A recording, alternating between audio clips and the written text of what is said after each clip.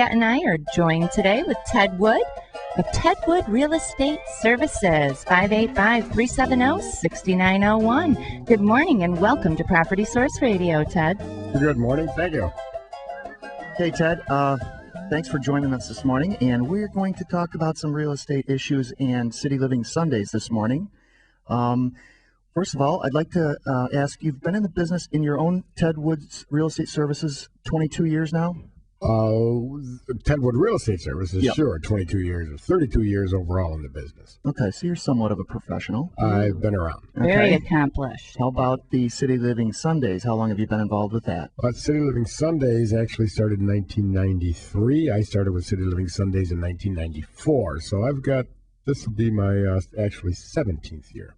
Excellent. We're so excited to have you on the show today. Tell us a little bit about Ted Wood Real Estate Services. What exactly does your company specialize in, and how people can utilize you in the community?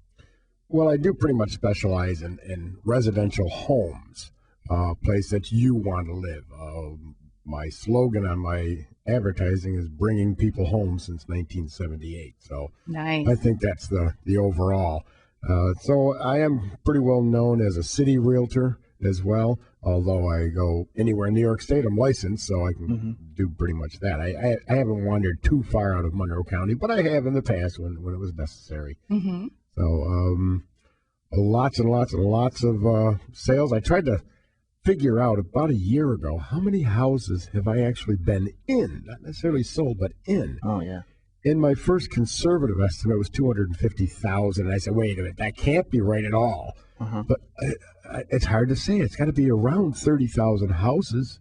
Wow. That's huge. So it's insane to realize how many that I've actually gone into.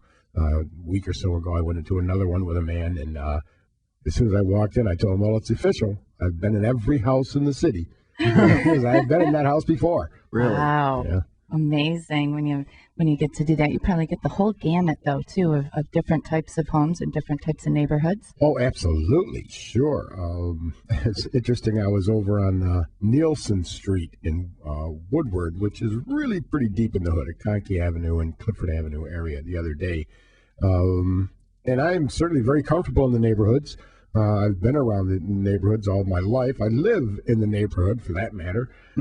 Grew up at Avenue D in Hudson, so that's certainly in the hood. I'm not too far away from that neighborhood right now at Norton and Carter. So We all live in our own hood. yes, That's the motto indeed. here at Property Source Radio. Do you have any good stories? I'm just coming to mind is all kinds of stuff.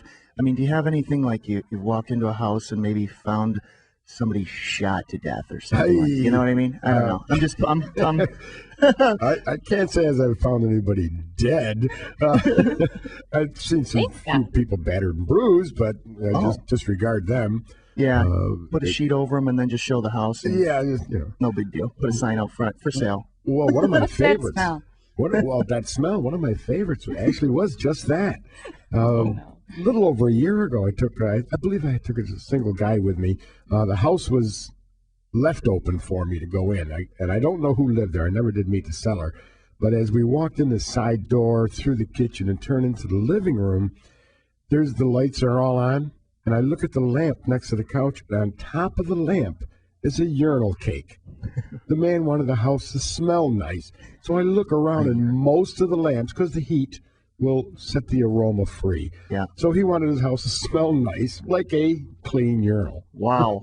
Wow. I have never heard of that before. I had never heard of that. Usually it's a drop of vanilla on the light bulb to make it smell nice. Right. But not a urinal cake. Yeah. How about a candle? Huh? Or a candle. Or a plug-in? One of those air freshener plug-ins? Oh, yeah. So there's lots of fun stuff that you run into out there in the business. Lots of fun that's stuff. a good one. Well, thanks for sharing that story with us. We are Property Source Radio, live and taking your calls, 222-6397. We've got to get right into the meat and potatoes of the show today. City Living Sundays is an event going on in our lovely city of Rochester, New York. It's in its 18th year, this 2010. Starts tomorrow, March 21st. Am I correct? That's correct. And goes on again next Sunday, March 28th. Yep. And you split this up in east and west side sections. Can I call them sections? We do that, yes. Okay. So tell us, we're going to start with tomorrow's, our East Side City Living Sundays. It starts at 12 noon and goes to 4 p.m. And that's tomorrow, March 21st at East High School. I'm doing your homework for you here, but what I want to get out of you is what can people actually experience during City Living Sundays? Well, there's a lot of good stuff for the people. Aside from, well, I guess we'll have at least 50, 60, maybe 80 open houses around the east side of the city. You'll go to the site, in this case, again, at East High School. You'll go to the site and you will get a map to the different properties that are around. You'll see flyers or fact sheets, if you will, on the wall in $10,000 brackets. So whatever price range you're looking in, you'll be able to identify right away, and then you can find that property on the map and you can head out to the open houses. So that in itself is nice that you get to see those. But how do you know what price range you're looking in? Right. Well, initially what you want to do is take a look around our site. Again, East High School, you'll have booths, vendors. I don't like to call them vendors because we're really not selling anything other than the idea of living in the city. Mm-hmm. Well, they're exhibitors, and they're set up, I think we talked about, with a lot of resources to assist people in the home buying process within the city limits. We will have would you like to hire me as your spokesperson? Sure, just I'd kidding. love that. I'm just kidding. Come on down tomorrow from noon to 4. Wander around with me at the site. But you're going to have a whole bunch of lenders there. They will do what they call a pre-qualification to give you an idea as to how much of a mortgage you can get. So you can sit right down with somebody and say, look, I make, $22,000 a year. These are my credit card debts. This is my car payment, and so on. And what am I going to qualify? Does it pre-qualify you at that point, or just give us an idea? Well, pre-qualify is a very light term. Pre-approval is a bit heavier. Oh, okay. So you can pre-qualify kind of verbally.